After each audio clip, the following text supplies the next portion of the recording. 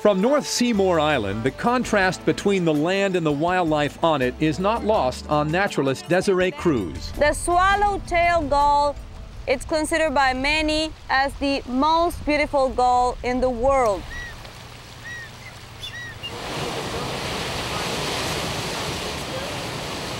Brown has found a new friend. She is such a sweetheart. She is, really, so you're right. Good morning. Can you hear the nursing sound? There's a baby sea lion nursing. Oh, 100%. 100% cute. This trail along North Seymour offers the first up-close look at another Galapagos icon, the great frigate bird, so easily identified by its red breast.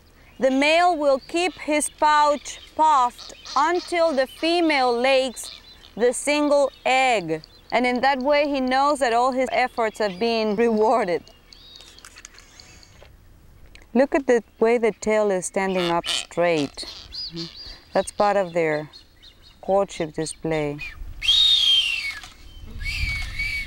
Uh-oh. She's looking the other way where there's the other male displaying. There was a male blue-footed booby sitting here, and it's unusual to find corals so England. So more than likely this was picked up by a blue-footed booby to be offered as nesting material. South Plaza Island is small, but is still home to a wide variety of plant and animal life. Among the first to greet the group are the land iguanas. Here we have quite a bright land iguana. They get bright yellow mainly during mating season. Like the other creatures, these guys show no fear as they mingle among the visitors. I think there's even a younger land iguana. At least this is the tiniest I've seen. Though they resemble to some degree the marine iguanas, there are enough differences that some people find them, well, a little more tolerable to be near. They're more spread out and not quite as ugly looking, not as slimy. So they're a little bit easier to take, but this much little bit easier to take. What looks so much like a desert is only 100 yards or so from this magnificent scene. When I first came to the Galapagos, I was telling that to Scott. I fell in love with this place, with this island. This was my favorite island. And this cliff formation with the gulls and the birds flying around was a kind of memory that stayed with me for a long, long time. These cliffs overlooking the Pacific are home to many breeds of birds, including these red-billed tropic birds. They are cliff nesters. It's flying in circles, waiting for the air draft to push it, to bring it in one of the pitted holes that are found along the cliff. That is where they nest. He's going to try again. Yeah, try for a No, didn't work.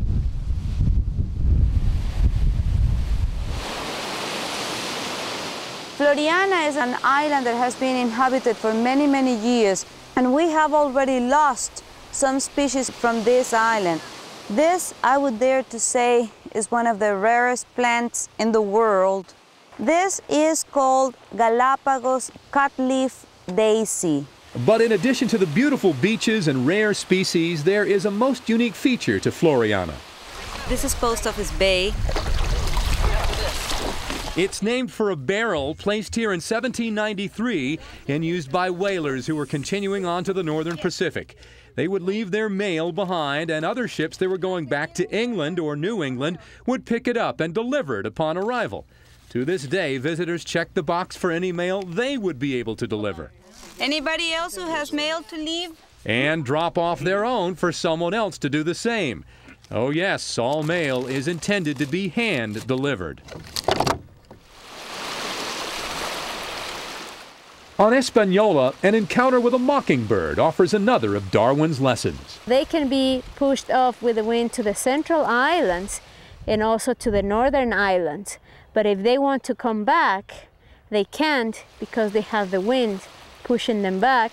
and that's when you have the isolation and they become a different species. Sharing the island with the mockingbird is the much larger waved albatross. And on land, yet another incredible sight. Ooh, don't tell me we're gonna see the dance.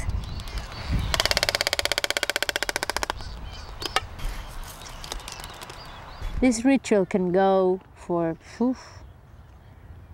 and watch it, they do it step by step.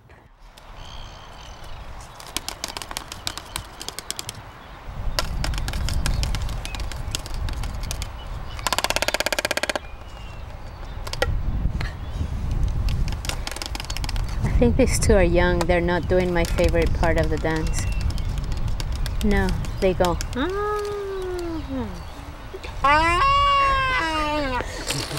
She forgot that part. Way to go, Magdalene. You just had to remind them. The first year, they just meet each other, they court, they dance, and then next year when they meet again, they will mate.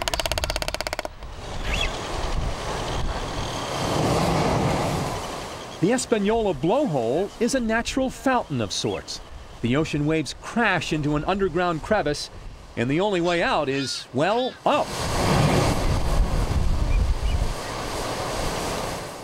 The spray carries up and over the cliffs, while a Galapagos hawk perches nearby, searching for its next meal.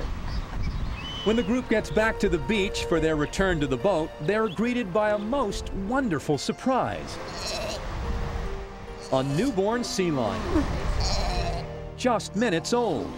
And this becomes such a defining moment of this trip. For if Darwin came to these islands to study the origin of the species, these visitors are here to enjoy the continuation of the species. It's difficult to look at this newborn pup and not think back to the 150-year-old tortoises seen on the first day of this trip. The very old, the very young, the very life of these incredible islands marches on.